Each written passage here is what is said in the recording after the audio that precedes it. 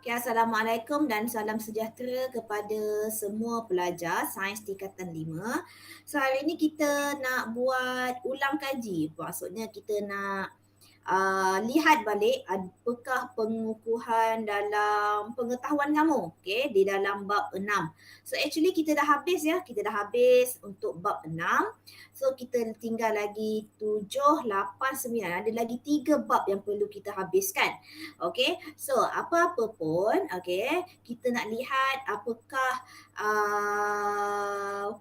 jawapan, okay, soalan untuk bab 6 ini. Okay, kamu juga boleh scan QR code dekat sini untuk melihat quiz. Okay, quiz untuk bab 6 ini. Okay. So, buku nota tolong tuliskan praktis sumatif 6. Okay, praktis sumatif 6. Okay, pastikan kamu semua isikan respon untuk kehadiran. Okay, untuk kehadiran, okay, bagaimana kamu nak saya nak tengok sama ada kamu online ataupun offline. Okay. Tak kisahlah kamu belajar offline ke online. Kamu tahu tak offline tu apa? Offline tu maksudnya kamu tak masuk kelas Google Meet cikgu, tapi kamu lihat video cikgu yang cikgu bagi. Itu dah kira offline. Tu dah kira hadir dalam kelas. Okay. So soalan nombor 1. Jom kita tengok praktis sumatif 6, soalan nombor 1. Okay, rajah 1 menunjukkan susunan radas untuk mengkaji elektrolisis. So tak perlu salin soalan, cikgu cakap saya jawapan. Tapi contohnya Najwa rajin. Najwa lukislah. Lukis gambar ni. Nanti kalau nak buka buku, soalan ni tentang gambar ni. So at least kamu tahu. Kamu digalakkan untuk melukis soalan ini. Melukis gambar rajah ni. Okay. So tak cikgu, kalau saya malas cikgu boleh? Boleh juga. Tapi pastikan kamu fahamlah apa yang kamu tuliskan itu. Okay. So tulis tajuk ya. Praktis sumatif 6. Okay. Rajah 1 menunjukkan susunan radas untuk mengkaji elektrolisis larutan aqueous cuprum sulfate. Okay, dengan menggunakan elektrod yang berlainan. So satu sel elektrod P ni kita gunakan elektrod karbon. Satu sel elektrod Q ni kita pakai elektrod dia, nama dia cuprum. Okay. So kalau kamu tengok satu sel guna karbon, satu lagi sel guna cuprum.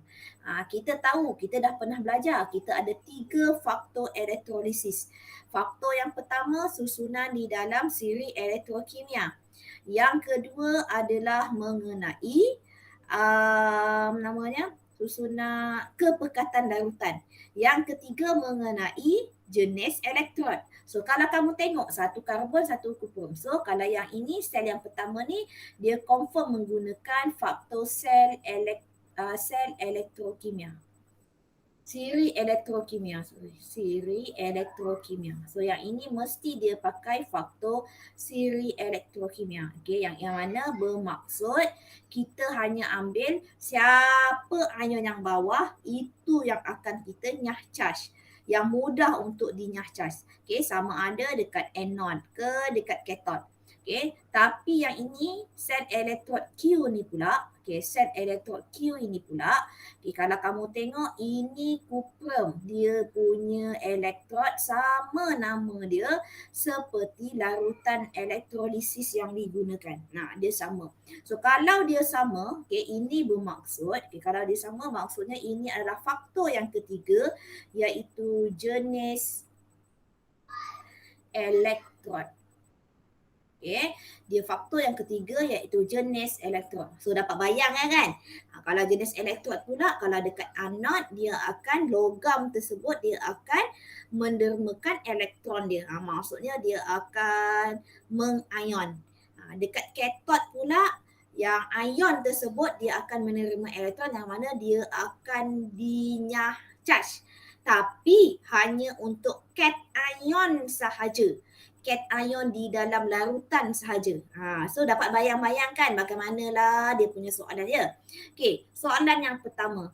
Nyatakan maksud elektrolisis. Okey, nyatakan maksud elektrolisis. Agak-agaknya Kavia boleh jawab tak soalan ini, Kavia? Boleh tak bagi dengan cikgu? Okay, apakah maksud elektrolisis yang kamu faham?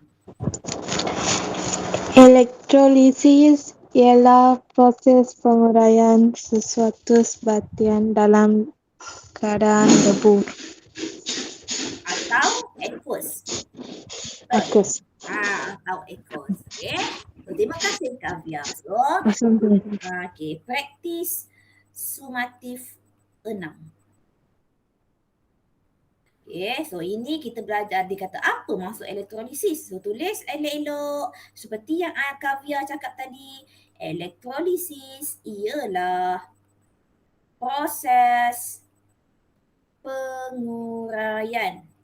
Okay, proses penguraian sesuatu sebatian dalam keadaan lebu atau aqueous atau aqueous kepada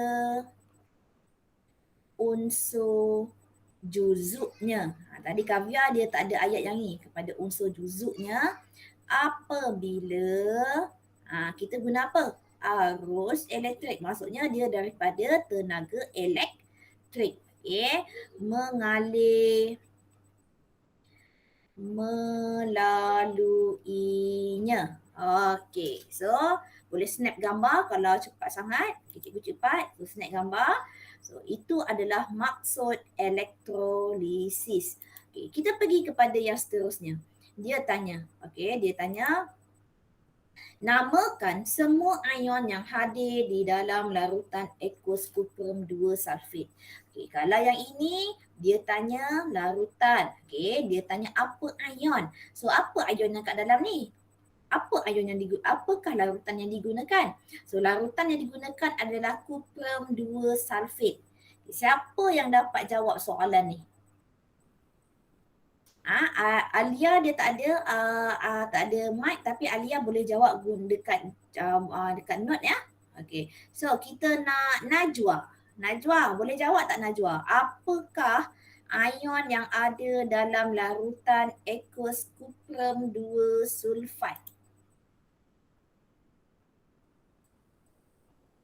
Kita ada perkataan cuprum, kita ada perkataan sulfat.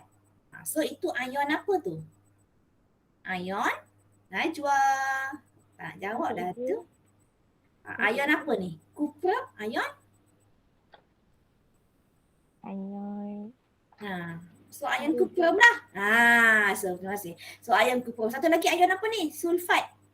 So satu lagi ion sulfat. Kau ambil je nama perkataan kat sini. Yang ini cuprum, yang ini sulfat. Okey, boleh. So kalau daripada air, ingat tak cikgu cakap, kalau daripada air dia ada dua sahaja ion. Iaitu kalau air dia punya larutan dia H2O. So ni ada ion apa ni? Julita boleh jawab? Ada ion apa dalam H2O Julita? Ion hidroksida ke cikgu?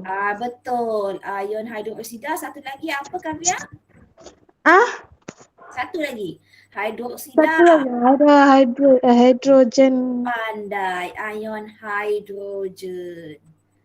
Okey, so ada 4 ion. So ingat ya, daripada air kita ada ion hidroksida dengan hidrogen. Okey, dalam larutan ni kau ambil je daripada dia punya perkataan ni, kau tulis. Yang pertama cuprum. So tulislah ion cuprum. Okey, yang kedua sulfat. So kamu tulislah ion sulfat. Okey? Boleh tak Najwa, Julita? Okey. Alia, Syamila, boleh ya Syamila? Okey. Boleh Syamila. Okey, sekejap lagi saya tanya Syamila lah. Okey, Syamila. Okey, tak apa Syamila, kita belajar. Kalau salah tak apa, tak ada masalah. Okey, namakan ion yang dinyah charge pada anod dan katot. Dia suruh nama. Kalau nama maksudnya nama panjang lah, tak boleh formula ya. Okey, pada anod dan katot setiap sel elektrolitik. So kamu tahu dalam sel ni kita ada ion cuprum, sulfate, hidroksida dan hidrogen. Pertama sekali kamu tentukan mana satu anion, mana satu cation. Apa tu cikgu? Kalau ingat, kalau lupa anion, tengok perkataan tengah dia N. So maksudnya dia adalah negatif. Okay, ion negatif. Kalau namanya cat, ion tengahnya T kan? So T tu maksudnya positif. So ion cuprum dengan ion hidrogen adalah ion yang positif. Maksudnya dia adalah cat ion.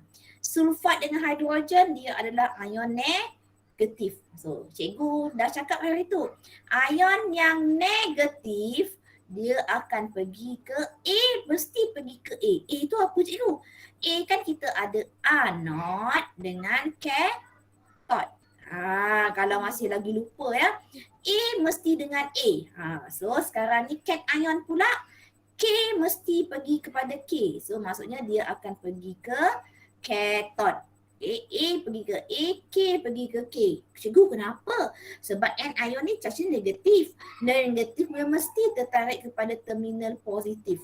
Ingat tu. Macam hari tu cikgu bagi contoh, lelaki tertarik kepada perempuan, perempuan tertarik kepada lelaki. Tapi kalau lelaki dengan lelaki dia tak tertarik tau. Itu dah namanya ajaran songsang. Okay.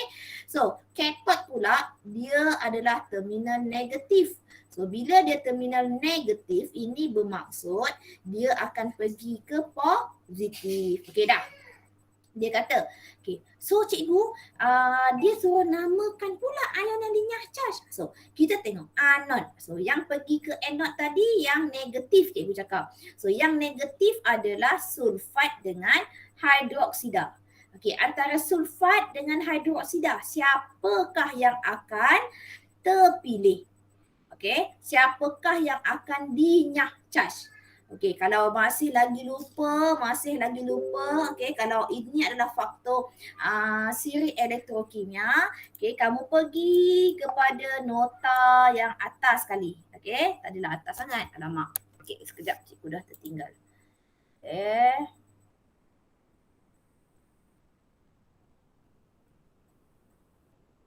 Yang ini.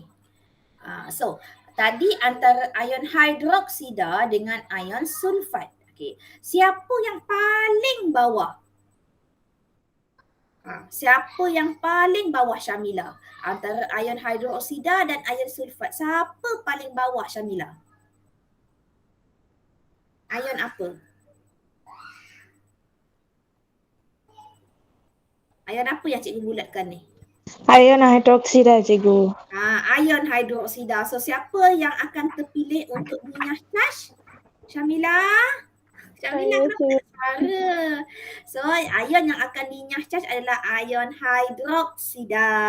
Okay? Ion sulfat tak akan terpilih. Sebab tu cikgu suruh ingat ni. Fly selalu nak keluar baru insaf O. Inilah yang kena ingat. Okay? Okay, kemudian itu pergi ke anion. Pergi ke cation tadi. Tadi ada ion apa? Tadi Kavya cikgu tulis. Ada ion yang positif. Ion cuprum dengan ion hidrogen. So antara ion cuprum dengan ion hidrogen, siapa yang akan terpilih? Kalau ikut siri elektrokimia ni, siapa akan terpilih? Cikgu mana? Apa dia? C ke? C1 ke 2? C1 ke C2, yang ini sekarang ni kita jawab, saya tanya je soalan di antara cuprum dengan hidrogen, siapa yang akan kamu pilih untuk dinyah charge? Siapa yang paling bawah Kavya? Mana cikgu? Ni antara ion cuprum dengan ion hidrogen, siapa paling bawah? Argentum.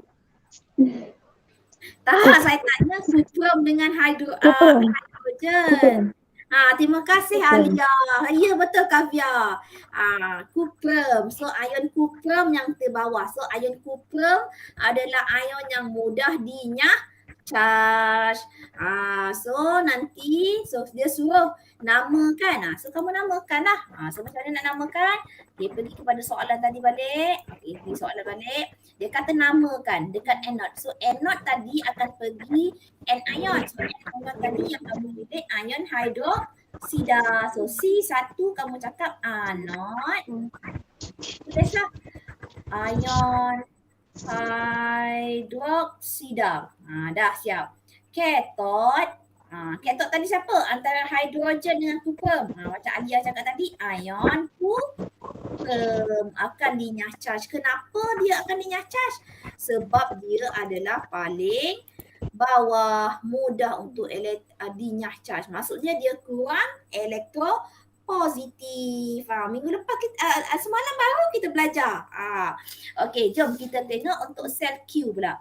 Okey, sel Q dia kata namakan ion yang dinyah charge. Okey, dekat sel Q, okey, dia tak ada ion yang dinyah charge dekat untuk anode. So dekat anode dia adalah logam cuprum. So kamu tulis dekat situ. Okey, kita tengok. Jom. Okey, anode tulis ya. So tulis kat anode. So ada tak ion yang dinyah charge? Dia tak ada ion yang dinyah charge. Dia sebenarnya adalah logam ini yang akan mengion. So sebab dia minta ion yang dinyah charge, so kamu tulislah. Okey, nombor 2 kamu tulis anode. Okey, tiada ion.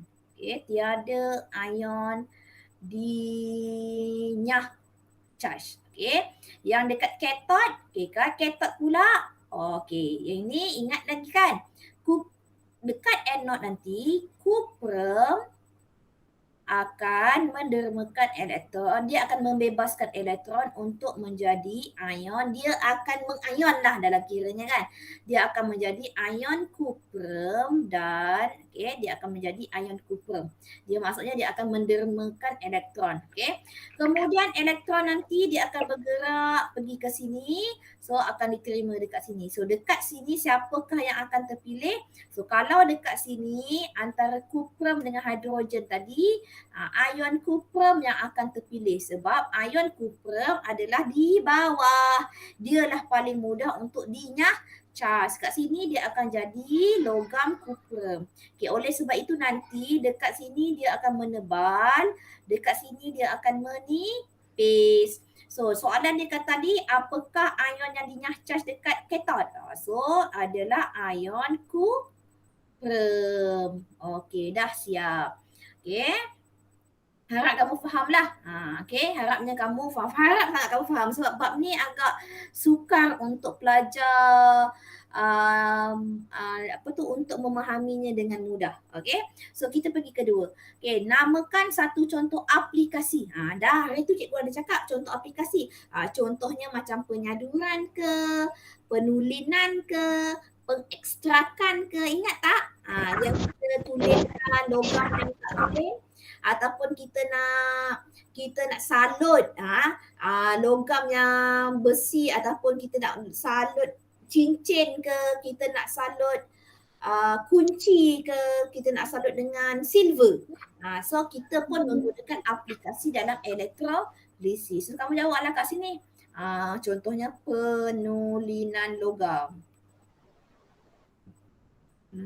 Ataupun kamu boleh jawab pengekstrakan logam.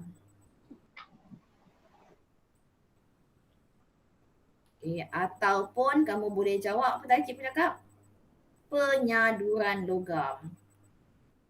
Dia nak satu je, tapi cikgu bagi 3.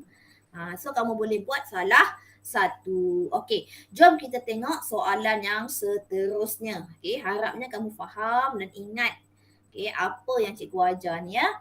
Okey, pergi kepada soalan nombor 2. Okey, so soalan dia ada 2 soalan je, so senang sikit.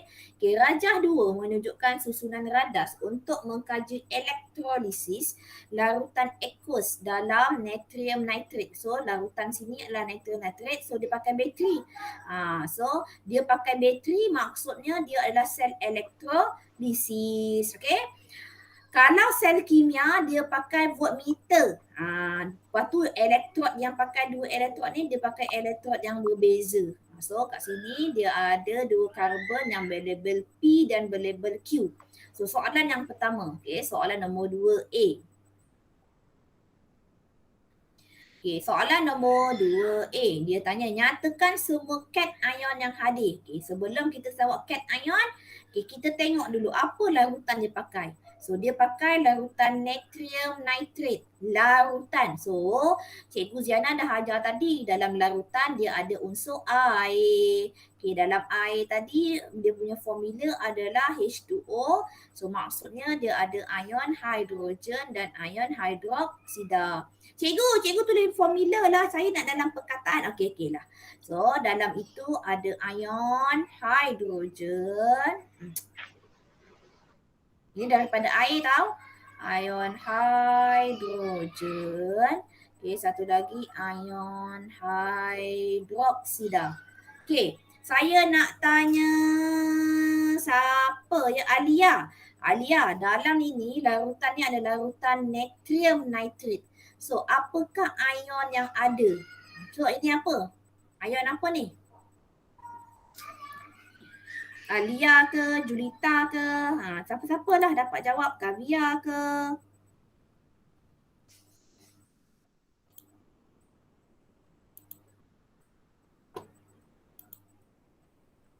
Apa ni? Ini apa yang cikgu highlight ni? Ini apa? Ion apa ni? Natrium. Natrium. Sebelah dia apa? Sebelah dia Ni apa? Oh, nitrat. So ion nitrate. So dekat sini boleh tak kenal pasti mana yang positif, mana yang negatif. So yang kamu tahu yang positif nama dia cation. Ini positif. And ion adalah negatif. Siapa yang positif, siapa negatif? Boleh? Siapa yang positif, Kavia? Ion natrium, cikgu. Dengan satu lagi? Hidrogen. So ion yang bercharge negatif? Nitrat hidroksida. So bolehlah jawab soalan nombor A1. So tulislah ion hidrogen. Ini adalah cation. Satu lagi ion natrium. Okay, yang nombor 2 nyatakan N ion. So N ion adalah ion nitrat. So satu lagi adalah ion hidroksida. Okay, so dah ada tulis. Dah siap. Kena tahu tau. Cikgu dah ulang 2 kali ni. Kalau cikgu ulang lagi sekali tu tak tahulah kalau tak faham. Okay. Kalau tak faham tolong PM cikgu. Mesej cikgu. Saya kan cikgu kan. Susah cikgu nak faham cikgu ajar dalam online. Macam cikgu ajar lagi sekali. Boleh? Nanti bagi tahu dengan cikgu. Cikgu tak kisah. Okay. Asalkan kamu nak belajar. Saya suka pelajar yang rajin. Okay. B. Elektrod yang mana bertindak sebagai anode? Elektrod P ke elektrod Q?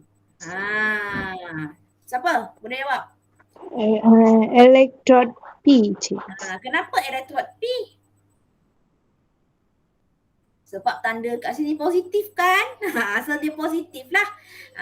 So dia adalah anode ni charge positif, terminal positif. So bila terminal positif, dia adalah kat sini. Cikgu, kalau dia tak tulis positif negatif macam mana? Okay, kalau tak tulis positif negatif, kamu tengok bateri ni dia connect dengan yang panjang.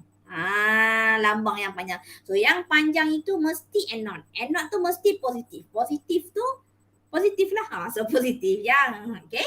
Kemudian so negatif dia adalah cathode. Dia sambung dengan pendek. Tengok bateri tu pendek. So bateri tu pendek dia sambung dengan negatif. So dia sambung dengan negatif. Okay. Sekarang ni kamu dah ada ion. Okay. So sekarang ni cikgu nak tanya. Okay. Ion yang mana dipilih untuk charge dekat dinyah charge dekat elektrod P? Elektrod P tu maksudnya anode. Yang anode tu yang mana? Anode tu yang negatif ke ion yang positif ke negatif yang akan pergi?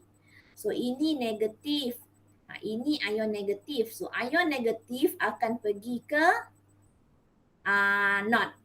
Okay, ion yang ini, ion yang negatif dia akan pergi ke cathode. So dia tanya yang mana akan terpilih. So baca balik, ingat balik siri kereaktifan logam.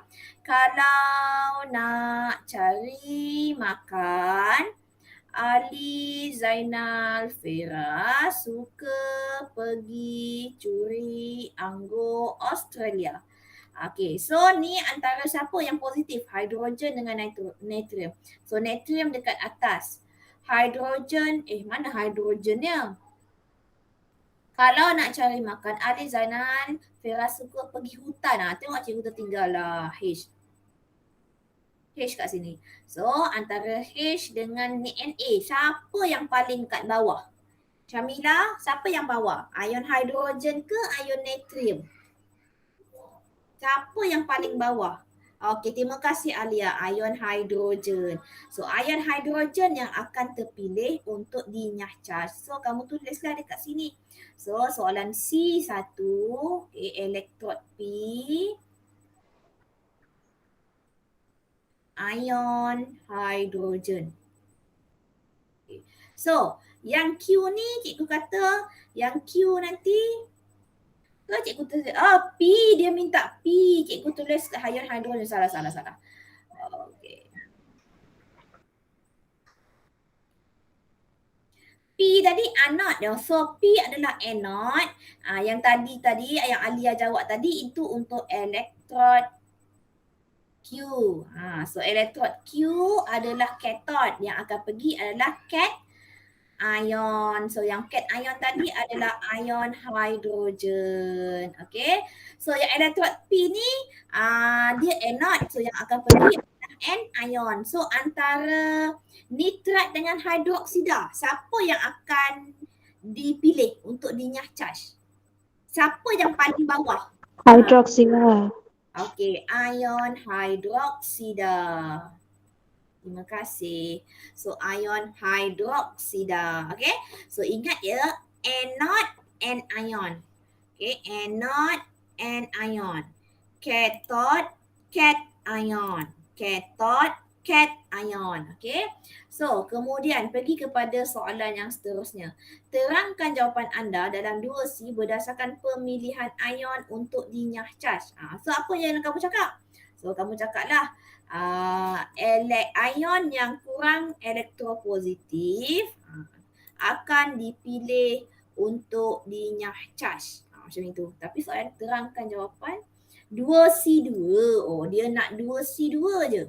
Berdasarkan pemilihan ion. So 2C2 tadi, 2C2 ini adalah elektrod Q. Dia kata untuk hidrogen ya. So kamu ceritalah. Yang pertama kamu katalah siapa ion yang pergi ke cathode. Siapa yang akan pergi ke cathode? So ion hidrogen dan ion natrium. So kamu tulis ni. Kamu tulis ion natrium dan ion hidrogen bergerak ke cathode.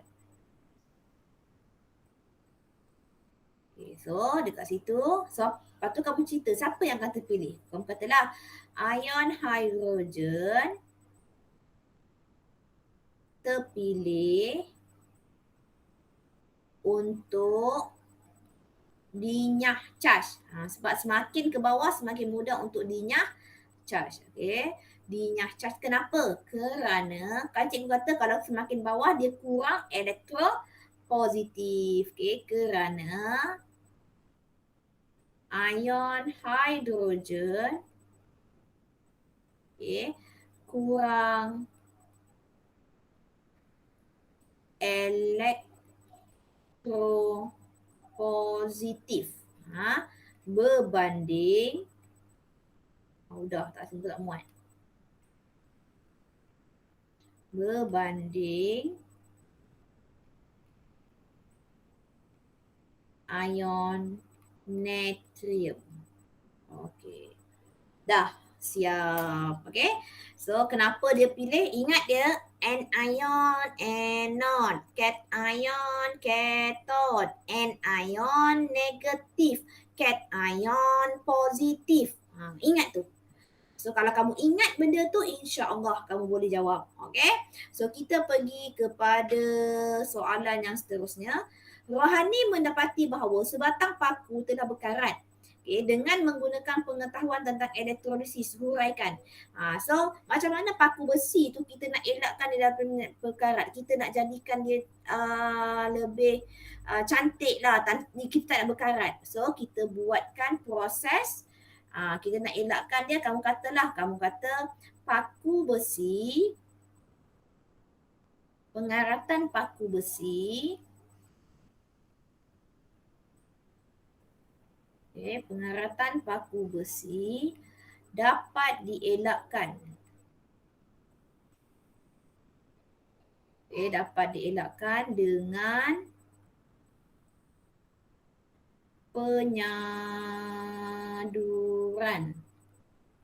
paku besi dengan kamu nak sadur dengan apa? Contohnya saya nak letak kuprum. Kuprum yang warna purple. Melalui elektrolisis. Melalui elektrolisis. Kemudian macam mana kamu nak buat? So kamu lukiskan lah.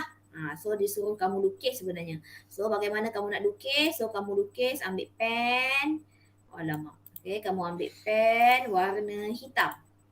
Contohnya cikgu suka warna hitam, so cikgu warna hitam. So kat sini cikgu buat. So kalau kamu tu nak tulis pun boleh. Tak ada masalah. Tapi cikgu suka melukis. So lukis. Yang ini adalah dia punya bateri.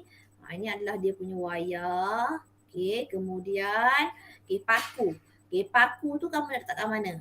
Paku kamu letak dekat kathod. Ni paku. Yang ini elektrod dia kuprum. So kamu letakkan sini. Kamu lukis pun boleh, tak ada masalah. So kamu lukis. Tapi kalau lukis kena label lah. So ini apa? So ini adalah kuprum. So kuprum dekat anode. Ini adalah paku. So paku besi adalah kathod. Tulis sini kathod. Okay.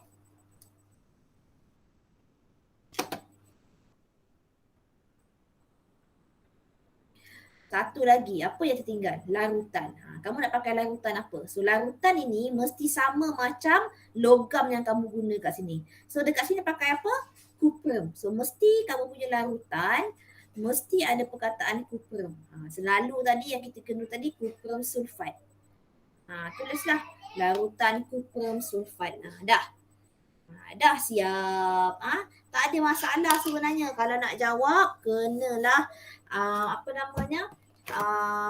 rajin. Kalau tak rajin saya pun susahlah nak tolong. So cuba kamu tengok buku kerja. Kita tengok dulu buku kerja. Kita try dulu jawab satu. Soalan paper dia ada dua. Dia ada soalan bahagian objektif dengan bahagian struktur. Jom kita try nak buat sikit lah. So nanti kamu boleh buat sendiri. Kamu boleh buat kertas dua. Cikgu tunjukkan kertas satu dulu. Yang pertama dia tanya, tengok muka surat 63. Semua orang buka buku muka surat 63. Buku kerja ya.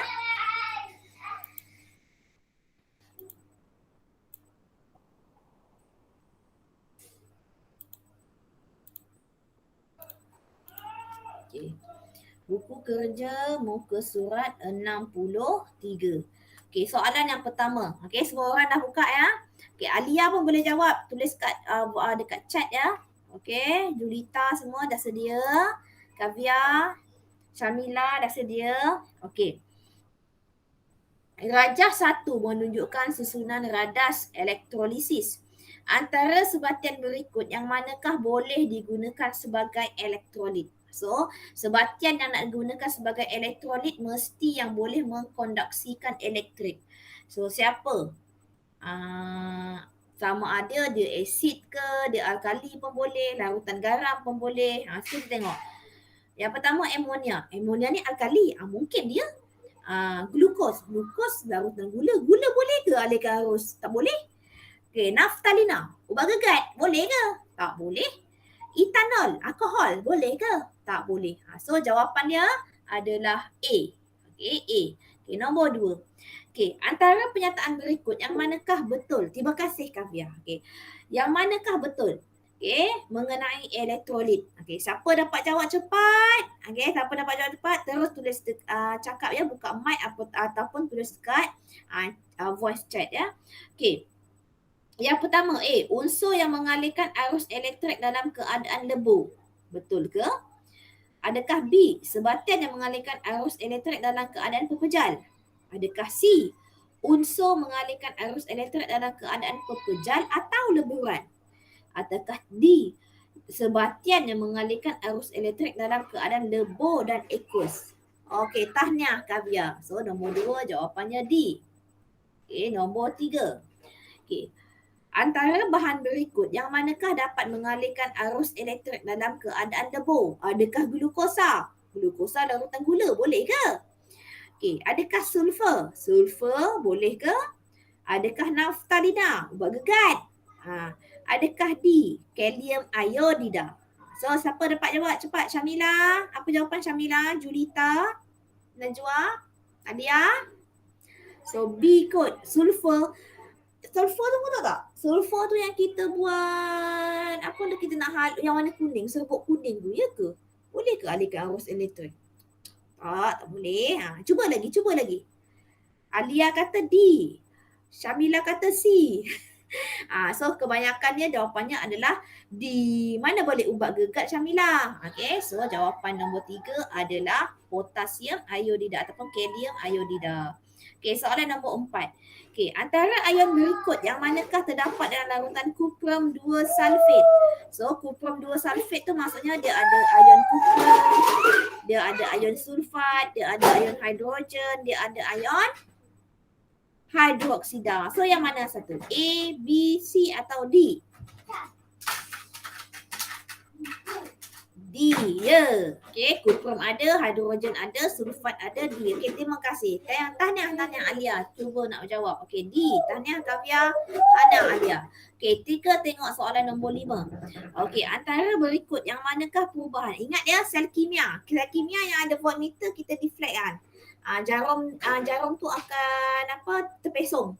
So itu tenaga apa? Adakah tenaga elektrik dari tenaga habu? Harusnya ke tenaga habu. Okey, adakah tenaga keupayaan tenaga kimia? Adakah tenaga elektrik jadi tenaga kimia? Adakah tenaga kimia jadi tenaga elektrik? Yang mana satu? D. Tahniah Alia. Betul-betul. So 5 jawapannya D.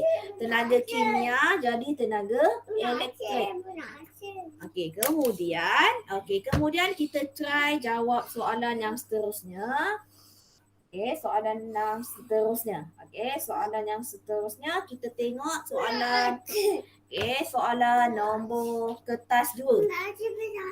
Soalan kertas 2. Sambil tu kamu buat sendiri ya. Cuba jawab. Bawa adik pergi tandas tu. Yalah, bawa adik pergi tandas. Okey, cuba jawab. Cikgu bagi masa untuk kamu jawab soalan. Cikgu.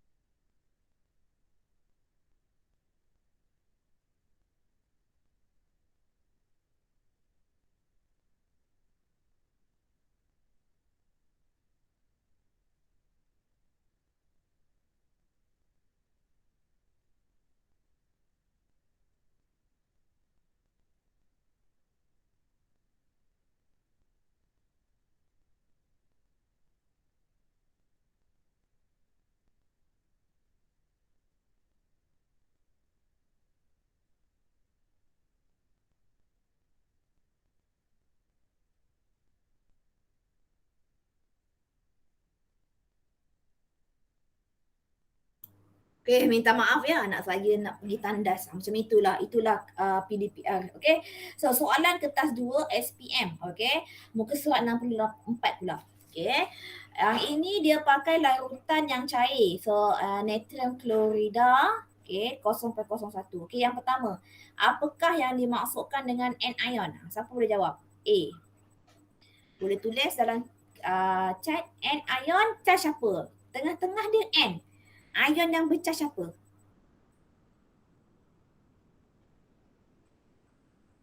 Ion? Ya, betul. Ion bercharge negatif. Okey, terima kasih. Okey, pergi kepada B. Okay, siapa boleh? Okey, namakan semua anion. Maksudnya namakan semua ion yang bercharge negatif. Siapa dapat jawab? Yang bercharge negatif. Natrium. Negatif. Negatif. Negatif. B kan cikgu? Yang B ya. Yang tengah B. Ion natrium. Natrium positif Kavya. Positif lah. Positif. Satu lagi sebelah dia. So ion apa tu? Klorida. Pandai. Okay, terima kasih Alia. Ion klorida. Satu lagi daripada air. Daripada air. Ion apa? Hidroksida ke hidrogen? Hidroksida negatif. Hidrogen. Hidrogen. Okay, terima kasih Alia dan Kavya. Okay, so ada feedback. Bagus. Okay, B, C. Apakah perubahan tenaga? Okay, kalau dalam elektrolisis, daripada tenaga apa jadi tenaga apa? Daripada tenaga elektrik ke daripada tenaga kimia? Tenaga? Dia adalah daripada tenaga elektrik menjadi tenaga kimia. Okey, dah. Okey, yang D. Okay, namakan gas yang terkumpul dekat Y. Okay, namakan gas yang terkumpul dekat Y. So, kamu tengok yang dekat Y itu adalah cathode. So, kalau cathode, maksudnya yang pergi adalah cation. Okay, cation ni adalah ion yang bercharge positif. So, ion yang bercharge positif, tadi kita jawab negatif. Yang bercharge positif adalah ion ion apa tadi? Apa pula ion hidrogen? Yang ini negatif. So salah ya tadi ya. Bukan ion hidrogen. Yang betul lah tadi Kavya cakap. Ion hidroksida. Ya Allah. B tadi ion hidroksida. Itu nak negatif. Sorry. So ion hidroksida. So cathode. Yang cation adalah ion hidrogen. Yang daripada larutan ion natrium. So antara ion hidrogen dengan natrium, siapa yang akan terpilih? So yang paling bawah lah. Antara natrium dengan hidrogen, siapa yang paling bawah? Hidrogen. So ion hidrogen akan ke bawah, so dia akan menghasilkan gas hidrogen. Okey, tahniah Alia. Okey, pergi kepada soalan nombor 2. Okay, terangkan cara untuk mengesahkan. So macam mana nak sahkan itu adalah gas hidrogen. Yang ini kamu ingat tak yang cikgu kata uji pop? So kita uji dengan kayu uji bernyala. Bernyala. Dia bernyala pun cikgu salah. Okey. Uji bernyala. Okay, bunyi pop terhasil. Dah siap. Okay, dah siap. Sikit lagi. Sementara sebelum pukul 3. Okay, sikit lagi soalan nombor 2. Okay, soalan nombor 2 A. Okay, labelkan. Mana anode, mana cathode. So, kalau kamu nak labelkan, okay, kamu labelkan, pastikan yang label tu, yang dia connect dengan yang panjang adalah anode, yang pendek adalah cathode. So, maksudnya, ini adalah anode. Okay, ini adalah cathode. Okay, kamu labelkan tu maksudnya kamu buatkan dia punya label lah dekat gambar. Okay, dah siap. Okay, B. Tuliskan semua ion yang hadir. Yang ini mesti korang pandai. Semua ion yang hadir dalam kuprum 2 nitrate. So yang pertama kita tengok ion positif dulu. So kita tengok yang pergi dekat yang ion positif ataupun cation dulu. Cation akan pergi ke cathode. Anion akan pergi ke anode. So siapa yang akan pergi ke cathode? Ion apa? Cathode negatif terminal. Tapi yang pergi adalah ion cation iaitu positif. Okay, dalam larutan kuprum 2 nitrate. Siapa yang positif? Mana? Cepat. Ion apa? Ini apa? Ion apa? Tavia, ion apa tu? Yang positif. Hydrogen, cikgu. Pandai. Ion hidrogen. Satu lagi ion daripada larutan. Hydroxyl. Daripada larutan ion kuprum. Soalan dua lah.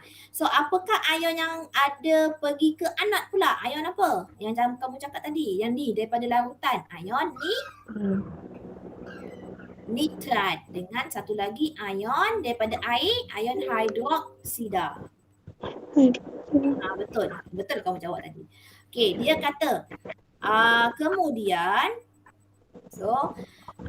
dia kata nak elektrod X dengan Y. So tahulah cathode ni adalah elektrod Y. Ini adalah elektrod X. Okay, kelas C. Nyatakan perubahan color. So kalau macam ini kamu cakaplah larutan biru akan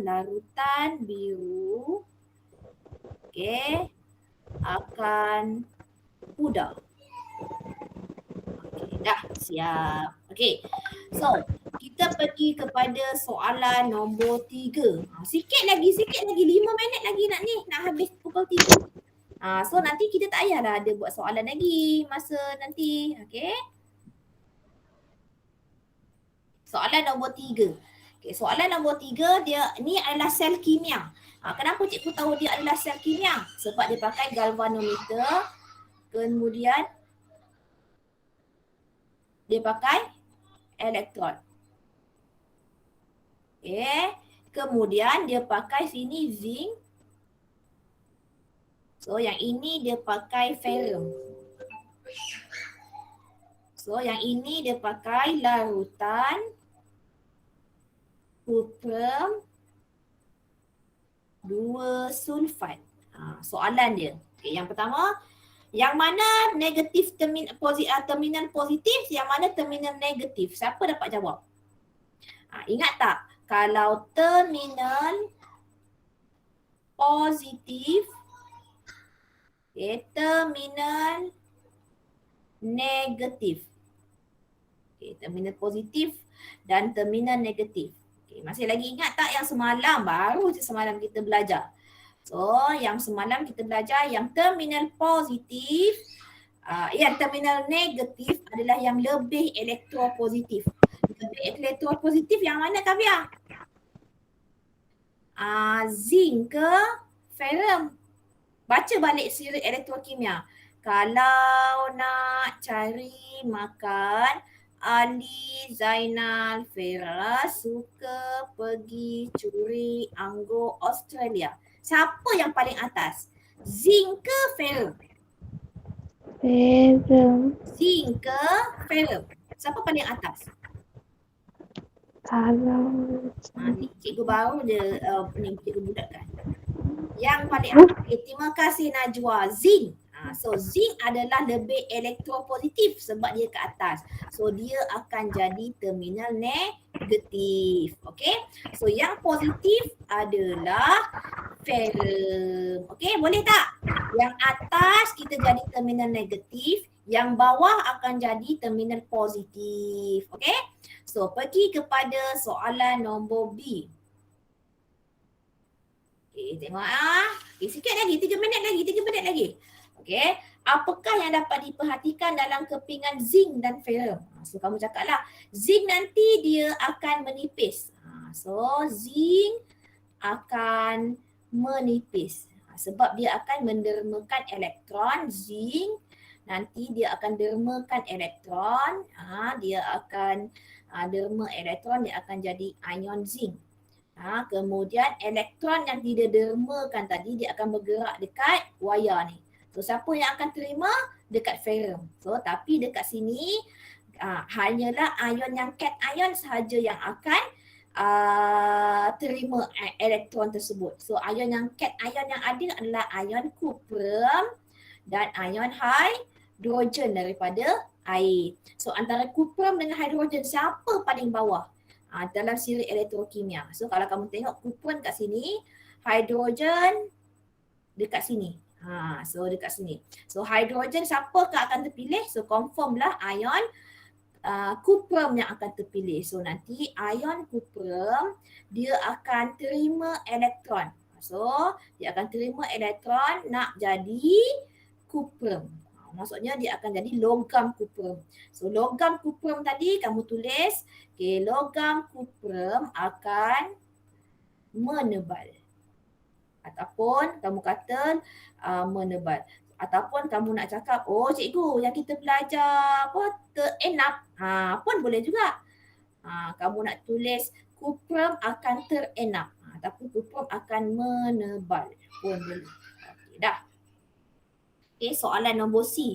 Nyatakan perubahan dapat diperhatikan. So ingat tak yang semalam cikgu cakap? Sebabnya ion cuprum ni akan jadi cuprum.